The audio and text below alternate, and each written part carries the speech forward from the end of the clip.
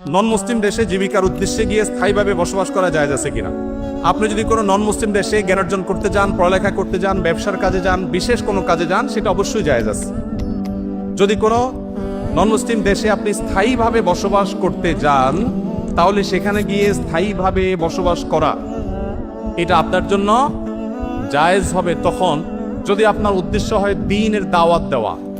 সাহাবীদের অনেকে বিভিন্ন দেশে গেছেন, সেখানে দাওয়াতে কাজ করতে করতে সেখানে মারা গেছেন, তাদের কবর সেখানে আছে, তার্কিতে আছে, চায়নাতে আছে, বিভিন্ন দেশে আছে।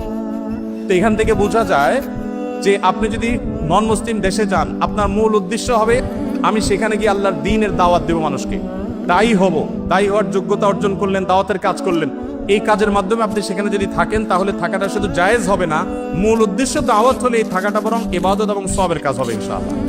আর যদি দাওয়াত দেওয়ার উদ্দেশ্য না হয়, একটু হালুয়া রুটি খাইলেন, একটু ভালো লাইফস্টাইল সেখানে আপনি পাইলেন, এই সমস্ত উদ্দেশ্যে যদি আপনি নন মুসলিম দেশে যান, তাহলে সেখানে গিয়ে আপনার ঈমানের উপরে টিকে থাকাটা চ্যালেঞ্জিং হবে। নবী সাল্লাল্লাহু আলাইহি সাল্লাম বলেছেন, এইরকম ব্যক্তি সে ইহুদি হলো না নাসারা হলো না খ্রিস্টান হলো, যদি সে মুশরিকদের মধ্যে, আহলে কিতাবদের মধ্যে সে বসবাস করে, অর্থাৎ মুসলিম প্রধান দেশে সমাজে বসবাস করে, তাহলে তার ঈমান থাকলো কি থাকলো তার ব্যাপারে কোনো দায়িত্ব আমার নেই।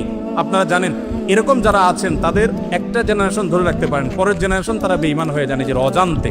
অতএব এর জন্য আল্লাহর কাছে কিন্তু দায়ী হতে হবে যে আমার সন্তানদেরকে কোন পরিবেশে রেখে যাচ্ছি, সেখান থেকে সে ঈমানের উপর যদি টিকে থাকতে না পারে, আল্লাহর কাছে কিন্তু আমার দায় বহন করতে হবে।